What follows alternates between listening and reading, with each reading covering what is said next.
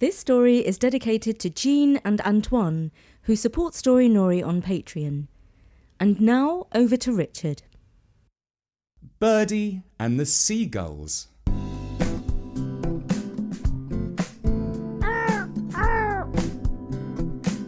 Hello, this is Richard. And I'm here with a story about a black crow called Birdy. Birdy is the best friend of a boy called Jake. And one of the many special things about Birdy is that he can talk. The thing is, nobody else in Jake's life believes that Birdy can communicate with him.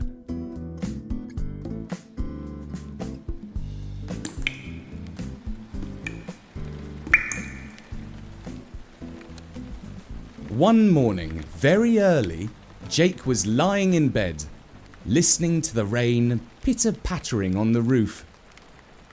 Too bad. Football will be cancelled today, he thought.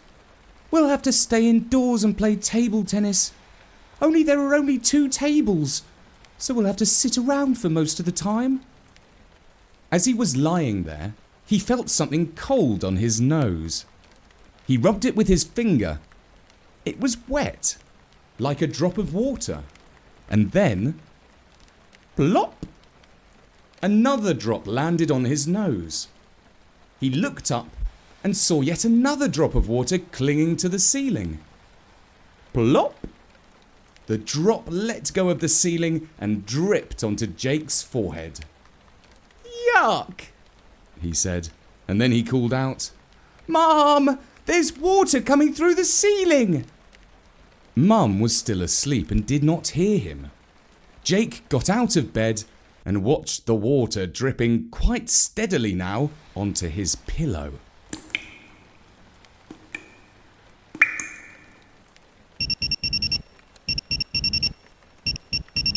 When it was getting up time and Mum arrived, his bed was already soaking. Oh, Jake! Why didn't you call me? There's a hole in the roof. I did call out, replied Jake, but you were asleep. Well, someone will have to go up to the roof and take a look, she said. That someone was Dad. Their house had a butterfly roof, which means it slopes inwards and the water collects in a gully. Dad climbed out through a hatch and looked around for a hole.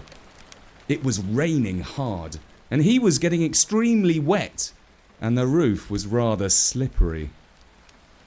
He was about to give up and go back down the hatch when a bird, sheltering from the wind by the chimney, cawed at him. I know you, said Dad. You're Birdy, the crow that Jake likes to talk to. The bird flapped its wings and hopped across the sloping roof. He stopped where some tiles were out of place, and even worse, the felt underneath them was torn. He said. You're right, said Dad. That must be where the leak is coming from. And then he recalled that a man had been up on the roof at the end of summer to look for a wasp's nest. He must have accidentally broken some tiles and not mentioned it. That was why the rain was now leaking into Jake's bedroom. Well, thank you, Birdy, said Dad. That's really helpful. Just as he was about to lower himself down through the hatch, a large bird flew just over his head, almost touching him. Stop that, Birdy, called out Dad. A moment later he thought to himself, Birdy doesn't usually go eek, he goes caw. But he did not stop to ponder the question for long, because he had more urgent things to do, like getting out of the rain.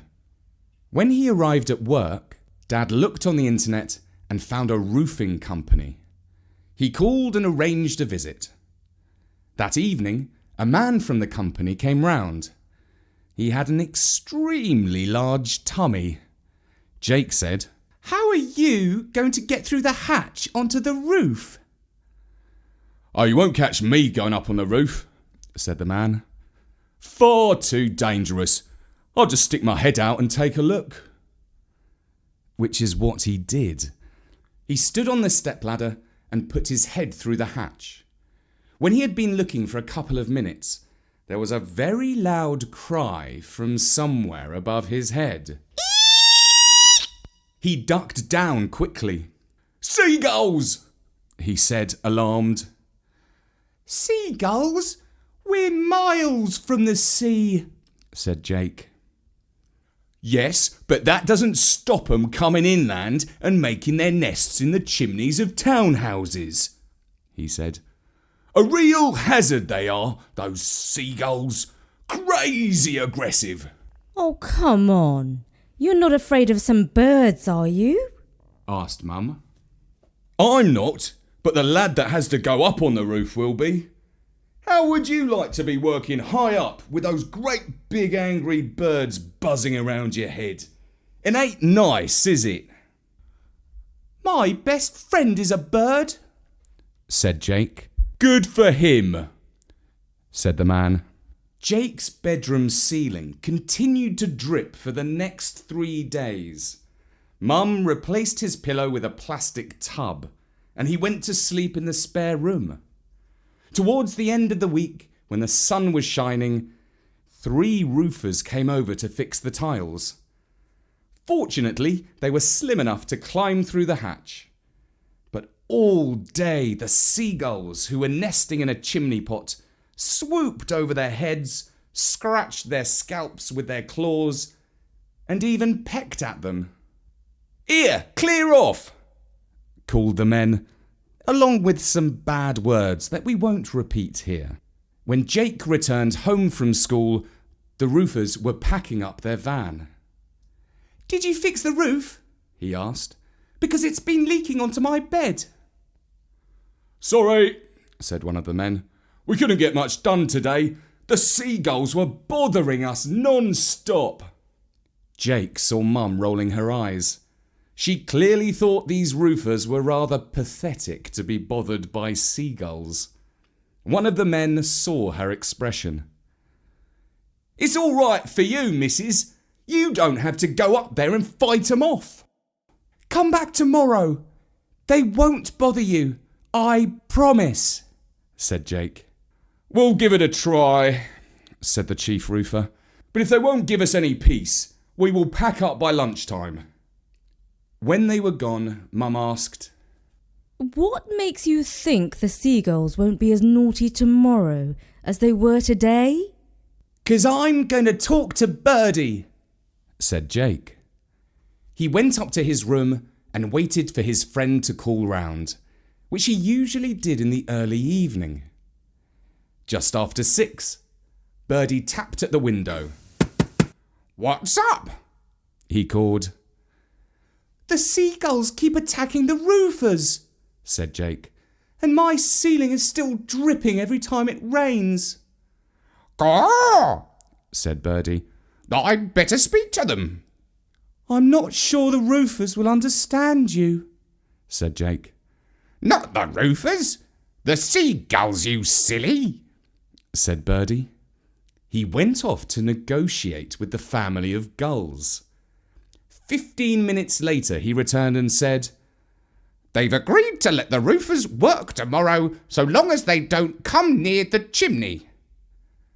"Great, thanks," said Jake. "And they say that if you have any sardines, they would be glad for you to leave them on the garden table. They're miles away from the sea, and it's hard to find decent fresh fish. The scraps from the bin outside the fish and chip shop really don't cut it." "Right, I'll ask Mum," said Jake. He went downstairs and passed on the message about the sardines. Well, it's not a bad idea, she said. It might distract the seagulls from attacking the men. The only problem is, when they've finished eating, they might go back to annoying them. "Birdy says they won't," said Jake. "Well, okay," said Mum doubtfully. "I suppose it's worth a try." And so the next morning, after she had dropped Jake off at school, she stopped by at the supermarket and bought some sardines for the seagulls, and lots of tea bags and chocolate digestive biscuits for the roofers. The seagulls were extremely grateful for the sardines. Tibby, the next door cat, was somewhat disappointed that they would not share their meal. The roofers were pleased because it didn't rain, and they were not attacked by the gulls. Instead, they noticed a friendly crow watching over them while they worked. When Jake came home, the roof was fixed. His ceiling still smelt a little damp, but Mum said that after it had dried out in a week or so, the decorator would come round and fix it. "You see, I told you that Birdy had negotiated a truce with the gulls," he said. "Yes, you did," agreed Mum. Some time went by, and the decorator came round and repainted Jake's ceiling. He returned to his room one Saturday morning. He had not seen Birdy for a week, and was delighted when he tapped on the window. He seemed excited and was hopping back and forth from one leg to the other. This time it was Jake who asked, "What's up?" "I'll say what's up," said Birdy. "Some burglars cut through the French doors round the back of number 14 and are looking around for stuff to steal." "Wow!" said Jake. "I'll get Mum to call the police." And he immediately ran downstairs and called out, "Mum, Birdy says there are burglars climbing into number 14. Call the police." "I can't do that," said Mum. "If I say a little bird told us that burglars are at work, they'll think I'm a loony and a time waster."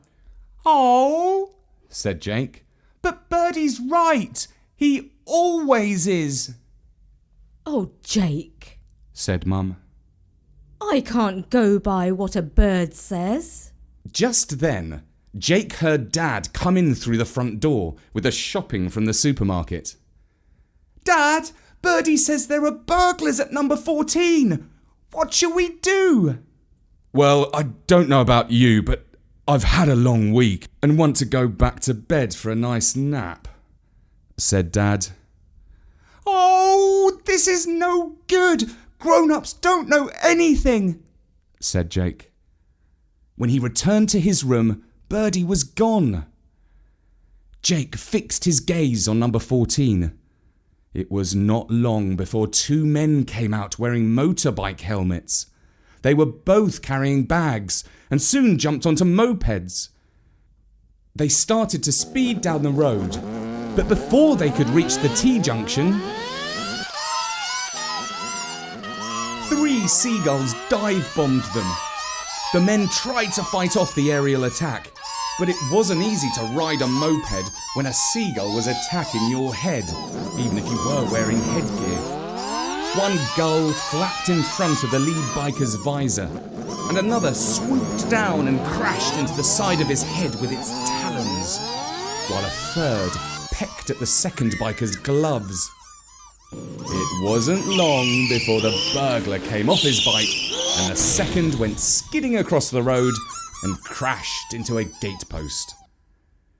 A Georgian silver teapot rolled out of one bag, followed by an antique French carriage clock, which landed on the pavement and smashed into pieces. The bikers got to their feet and ran, leaving the loot behind. Jake called out of his window, "Go on, gulls! Get 'em!" His dad came into the room to ask what was going on. "Look!" said Jake. Dad looked out onto the street and saw the men fighting off the gulls who were trying to cut off their retreat. "Well, I never," said Dad. "I never knew seagulls could be so aggressive." "Only against roofers and burglars," said Jake. "What makes you think they're burglars?" asked Dad. "Because they took Mr. Joseland's clock and his teapot," said Jake. "Oh, come on," said Dad. But just then, 2 police cars with blue flashing lights skidded around the corner. 4 officers jumped out and pounced on the burglars. "Go!" said Birdy. who had just landed on Jake's windowsill. "Well done, Birdy. You called the gulls and told them to catch the burglars." Caw, agreed the black-feathered bird. "Which is a lot more than Mum or Dad would do," added Jake. "Well," said Dad. But he did not know what to say. So he sheepishly left Jake's room and went to lie down. "Those gulls," he muttered to himself. "Really aggressive. Who would have thought it?" And that was the story of Birdy and the Seagulls, written for Storynory by Bertie and read by me, Richard Scott. And we have the full text and Bertie's original illustration for this story at storynory.com, where you can also leave comments. And before I go, I'm going to hand you over to Jana for a short message. We are delighted to dedicate this story to Jean, age 6, and Antoine, age 3, in California. Their mother, Suzanne, writes, "I wanted to say thank you for imagining wonderful stories that not only please the children, but us parents as well. I personally love the wittiness, and I get quite into them too. Wicked Uncle and Rip-Off Airlines made me laugh out loud. Our kids, Jean and Antoine, love listening to your stories every morning on the way to school, and are almost done with all of them. But no worries, we'll start all over again. They wanted us to support you on Patreon, and we happily obliged." Well, thank you, Suzanne, Jean and Antoine, for supporting us. We really appreciate it and are glad you enjoy our stories. And I also wanted to say that Bertie and I are working on a special song about Birdy, and we are planning to publish it soon on Storynory, and also on Spotify and Pandora. Thanks, Jana. We'll look out for that. For now, from me, Richard, goodbye.